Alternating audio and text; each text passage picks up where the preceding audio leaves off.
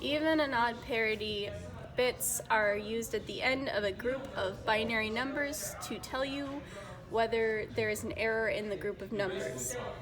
You place it at the very end as a 1 or a 0.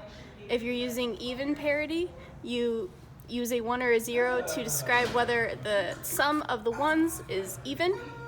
So in this case, the number of ones is even, so I put a 0 and they stay even, so you know by using even parity that there's no error.